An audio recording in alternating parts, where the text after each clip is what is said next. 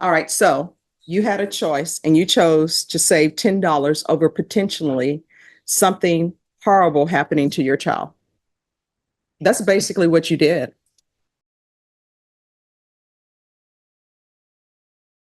Welcome to one of the most jaw-dropping cases you'll see in a Texas courtroom.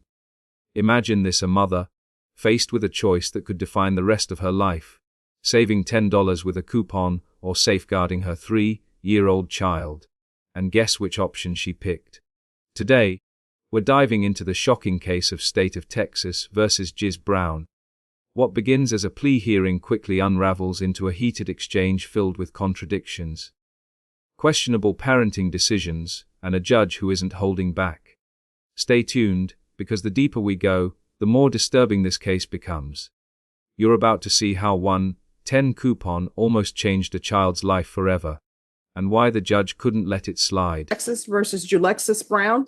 Could I have parties announced for the record for the state? Zach Dunn for the state. Defense? Valerie Hetland for Alexis Brown. And are you Ms. Brown? Yes, ma'am.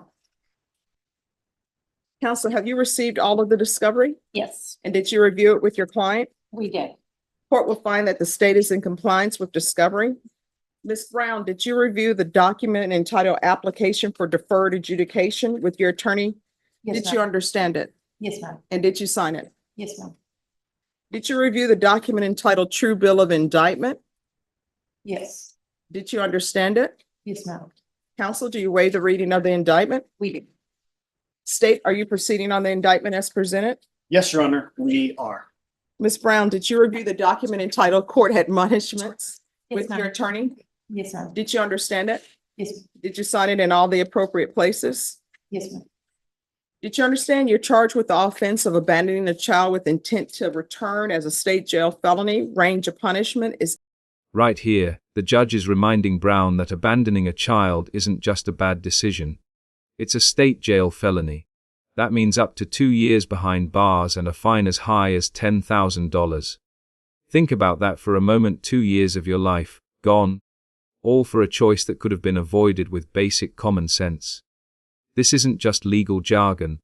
It's the court making it crystal clear that protecting children is non-negotiable. Would you say this punishment range is fair?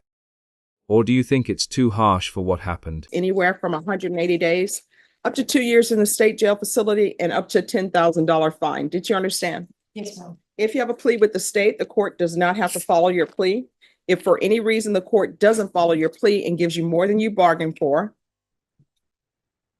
the fact that you entered a plea will not be used against you and you will be allowed to withdraw your plea. Did you understand? Yes, ma'am.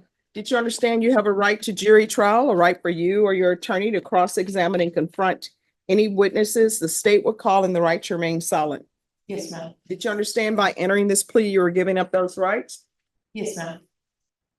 And did you intend to give up those rights and enter into a plea in this case? Yes, ma'am. Did you understand if the court were to grant your application for deferred adjudication, if for any reason your deferred adjudication were revoked, the court could find you guilty and sentence you up to 2 years in the state jail facility and up to a $10,000 fine? Yes, ma'am. Counsel, has your client been able to provide you with any defenses? She has. Do you believe she has a rational as well as a factual understanding of the charges against her? I do. Do you believe she's currently competent and was legally sane at the time of the offense? Yeah.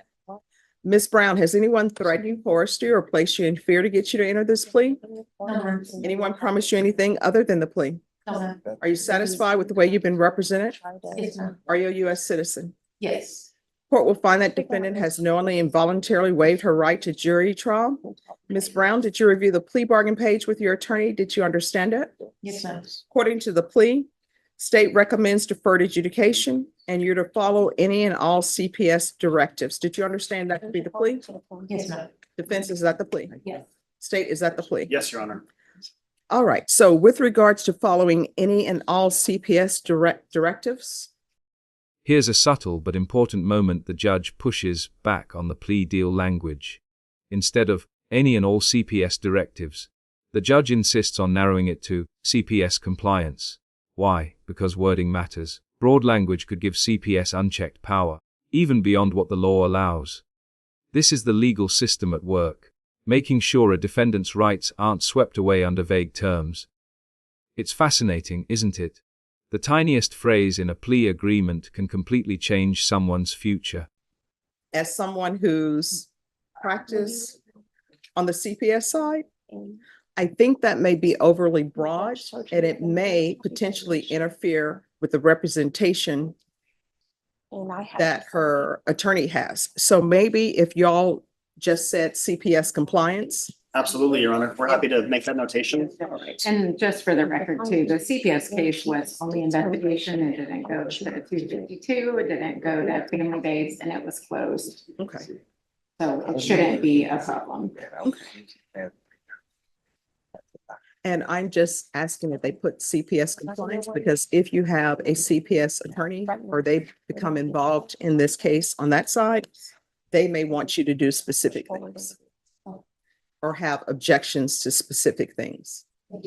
You're welcome. Judge, I had to move the stanchion up, so I'm not as thin as I used to be. All right, and then so there's to be CPS compliance if applicable. Did you understand that to be the plea? Yes, ma'am. Defense, is that the plea? Yes. State, is that the plea? Yes, Your Honor. Did you review the waiver of appeal paragraph with your attorney? Did you understand it and sign it in both places? Yes, ma'am. Did you understand by signing that you're waiving your right to appeal?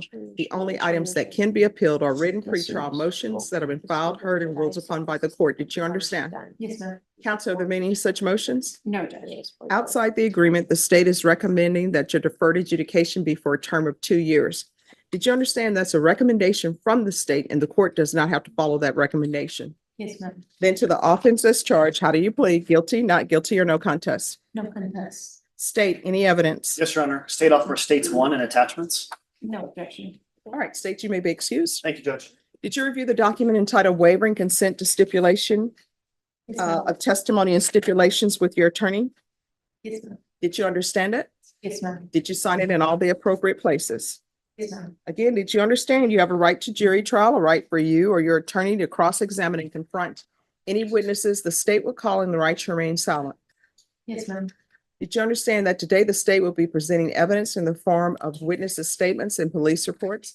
But most importantly, there will be no live testimony. Did you understand? Yes, ma'am. Court will find that defendant has knowingly and voluntarily waived and consented to stipulation of testimony and stipulations. Court will accept into evidence states exhibits 1 and attachments, and the court will review the same. All right, after reviewing states exhibits 1 and attachments, the court will find there is sufficient evidence to find you guilty. Court will defer finding of guilt as you've applied for deferred adjudication. Are you proceeding with sentencing? Yes, Judge. Anything you wish to say on behalf of your client? Just, Judge, she regrets, she understands what she did was wrong. There's no minimizing what happened. She was going to the store to get diapers. It was late at night, right before they were going to close. There's some disputes among the times in the report on how long she was gone. She did have a nanny cam there, not to excuse the risk that she put her baby in, but her daughter was asleep. She was watching her on the nanny cam. Notice the defense strategy here. They're leaning on the nanny cam argument. She left the child asleep, monitored on camera, only gone a short time. But here's the reality. Technology doesn't babysit. A nanny cam can't put out a fire, stop a burglar, or comfort a crying toddler. It's a weak excuse and the judge knows it. Let me ask you, would you ever feel comfortable leaving a 3-year-old completely alone, no matter how good the camera was? Came back, and there's also some custody child support issues. So the husband or the ex, her daughter's father, had been there at the house waiting for her to leave, and then he had called the police, Judge. So she's not here to make any excuse for what happened, and definitely knows better. How old was your child when you left? She was 3. Okay, so you left a 3-year-old by themselves at night. And the guy that you're living with, what is his relationship to you? He's basically just my boyfriend right now. He's your boyfriend. Fiance, but So your fiance boyfriend, according to the stipulations, you left to go get diapers? she was on her last diaper. No, I need to say yes or no. Yes. All right, so you go to get diapers and your boyfriend, Adam Hernandez, does he love you? Yes, ma'am. Does he love your child? Yes. Then why does it take two people to go get diapers and leave a 3-year-old unattended?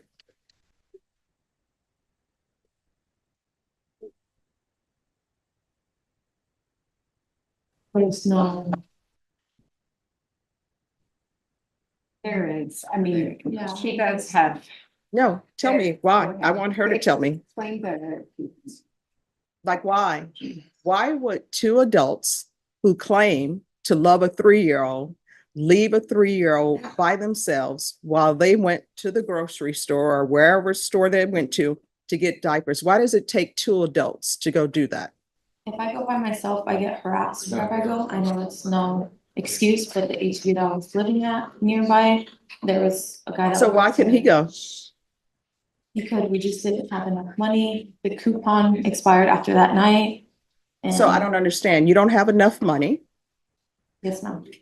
and the coupon was going to expire. Yes. So there are that's it. two adults. Why does it take two adults to go pick up an item from a store? I don't understand. And here it is, the breaking point. The judge lays it out plain and simply. You chose to save $10 with a coupon over your child's safety. That's the kind of decision that stops people in their tracks. On one side of the scale, diapers with a discount. On the other side, your child's life. No parent should ever need the judge to spell this out, but Brown's decision forced the courtroom into this exact moral showdown.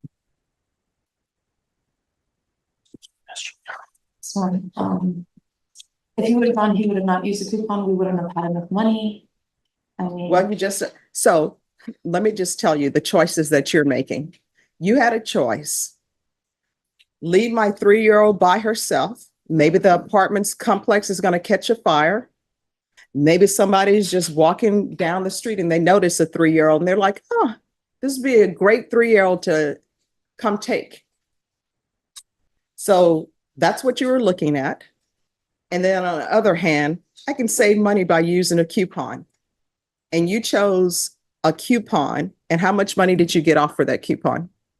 It was like $10 off. All right. So you had a choice and you chose to save $10 over potentially something horrible happening to your child. That's basically what you did. Yes, ma'am. And so I still don't understand. And CPS, they do their own things sometime. I still don't I don't understand why this wasn't a legal case. And two, still don't understand why you have two adults in a household and they decide it takes two people to go pick up diapers and you all are leaving a 3-year-old by themselves. And not only are y'all leaving them by themselves, in the police report, it says the door was locked and it's a reverse lock. So 3-year-old is locked in a room and the only persons who can open that door are the two adults. Yes, ma'am. And we're going to unpack that suitcase in a little bit, but I'm still back to the point. I don't know if she understands the danger. And I don't know if the CPS worker stressed the danger that her 3-year-old was in by two grown adults acting as though one person can't go to the grocery store by themselves. Are you even internalizing how that sounds? Yes, ma'am. I know it's. You all can leave a 3-year-old by themselves, but you all adults can't go to a grocery store by yourself. Do you understand? Yes, ma'am. Now, why is it that there are reverse locks? This detail is chilling. The reverse locks. By flipping the locks, the child was effectively trapped in the room, unable to escape in an emergency. The judge points out the horrifying possibility. If a fire broke out, no one would even know the child was there, and even if she woke up, she couldn't escape. What was meant as safety turned into a dangerous setup. Sometimes the most dangerous mistakes are made with good intentions, but in law, intentions don't erase the risk. In that place. When we moved in, the locks were on the other side. And when she was younger, she was able to touch it when she was growing up. And one time she locked herself in there. So we were scared. My fiance was able to open it. And from there on out, we decided to switch it around because we didn't want her locking herself in her room. She was getting curious. She was walking and talking and, That's what 3-year-olds do. They walk and they talk. yes, ma'am. So when that officer came to that location, front door is locked and that bedroom door is locked. Yeah, and it was locked. So the 3-year-old can't get out. So let's say there's a fire that happened. Guess what? Number one, nobody's going to know the 3-year-old is there. Maybe the 3-year-old stays asleep.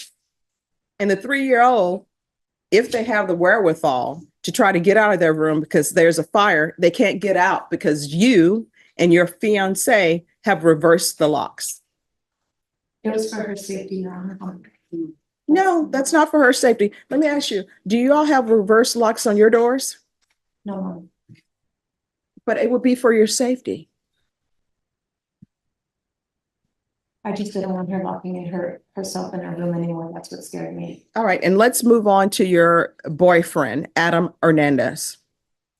How well do you know him? Very well, ma'am. What does that mean? How long have you known him? We've been together for 3 years. For 3 years? Yes, And ma'am. how old is your daughter? 3. She's 4 now. All right, but she was 3 then? Yes, ma'am. So that means that you went from one relationship to the other. If your daughter is 3 years old and he's not is he the biological father of the 3-year-old? No, ma'am, he's the one that stepped up. All right, so you went from one relationship, you have a 3-year-old, and then you're in a relationship, lickety split, with some other guy. And this is a 3-year-old daughter? Yes, ma'am. All right. And Adam Hernandez, did you do a background check? No, All right. Do you know if he has any criminal history? he doesn't. How do you know? I mean, just because he's told me everything he's done in his past, everything that he's gone to court for, so nothing on his record. Oh, gone to court for what? Well, he's been been charged charged with with this, this, Judge. All right. And what else? So you're just taking him at his word. He's from, And have you talked to any of the previous girlfriends, or if he's been married before, have you talked to them to find out why the relationship broke down? he's from Oh, you talked to his previous girlfriends. his crazy ex-girlfriend, yes, ma'am. She was harassing Crazy me. ex-girlfriend. See, you know what? I will tell you from what I've noticed in this world, there's always the crazy ex-girlfriend, the crazy ex-boyfriend. This moment is almost surreal. The defendant tries to justify trusting her boyfriend by dismissing his past partner as crazy ex-girlfriend. But the judge flips that logic back on her. Every breakup has its so-called crazy ex. What really matters is doing the homework, checking criminal records, understanding someone's past, and protecting your child from strangers in the home. It's a sobering reminder that, in family law, your personal relationships can directly endanger your child if you're careless. And you don't become the crazy ex-girlfriend or the crazy ex-boyfriend until the relationship ends. Then they go to the next person, and guess what? That person says, oh, she's the crazy ex-girlfriend. Let me just tell you, I don't think you've done your research to have this person in your life and trusting him with your daughter. I can't do anything about that. That's all on you. Probation, this is what the court is going to do. Court is going to sentence you to 4 years deferred adjudication. The sentence is in 4 years deferred adjudication, community service, parenting classes, random drug tests, and CPS oversight. Deferred adjudication means no immediate conviction, but one wrong move and Brown could serve time. The judge also goes further, ordering checks on the locks, employment restrictions, and mandatory parenting education. This isn't just punishment, it's an intervention designed to reshape her entire lifestyle. Do you think the judge struck the right balance between accountability and rehabilitation here? There's to be regular reporting by Zoom or in person. There's to be regular random UAs. Proof of employment. within 30 days. There should be no employment as a home health care provider or with minors. How far did you go in school? I'm sorry. How far did you go in school? I graduated high school now. All right. What are you planning on doing with the rest of your life? Hopefully owning a business one day. All right. So what are you doing to make that happen? Right now, I'm just waiting for my daughter to start pre-K, just so I don't have to stay at home and watch her anymore. All right. CPS compliance. I'm going to want field visits one time per month until further notice. And probation, please check on the 3-year-old and check the locks on the interior doors. There's going to be 200 hours of community service restitution. I'm going to order parenting classes. Once parenting classes are completed, 100 hours will be waived. The remaining 100 hours will be waived if you obtain some higher level of education or if you're in trade school.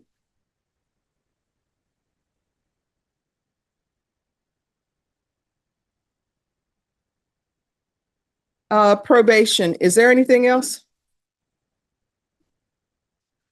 Yes, regular random UAs. All right, is there anything else you need from the court to be successful? Did you review the document entitled Trial Court Certification of Defendant's Rights to Appeal with your attorney? Did you understand it and sign it? Yes, ma'am. Because this is a plea bargaining agreement, because I followed your plea bargaining agreement, and because you waive your right to appeal, you do not have the court's permission to appeal. Do you understand? Yes, ma'am. All right, we're going to go off the record. You need to start putting your child first. Do you understand? Yes, ma'am. Here, the judge drives home the real lesson: a 3-year-old depends 100% on the parent. By bringing random people into her daughter's life without proper background checks, Brown risked exposing her child to danger. The courtroom isn't just punishing her, it's giving a reality check on what responsible parenting looks like. This is a warning not just for Brown, but for anyone watching. Kids can't choose who enters their world. You do. I've been doing that ever since the day. I All got right, because arrested. 3-year-old can't take care of themselves. 3-year-old is 100% dependent upon you.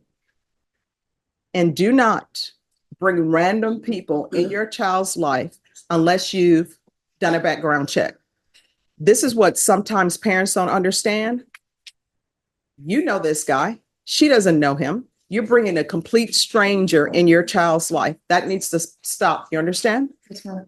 All right. If you have any questions about anything, let probation know. If you feel as though they're not addressing it, you can always come back to the court. Do you understand?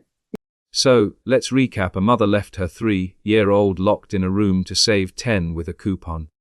The court weighed the facts, the excuses, and the risks, and handed down a 4-year deferred adjudication with strict conditions. This case highlights a core truth of the legal system: child safety will always outweigh convenience, excuses, or financial savings. What do you think? Was justice served, or should the punishment have been harsher? If you found this case as shocking as we did, make sure to hit that like button, share your thoughts in the comments, and don't forget to subscribe for more jaw-dropping courtroom breakdowns.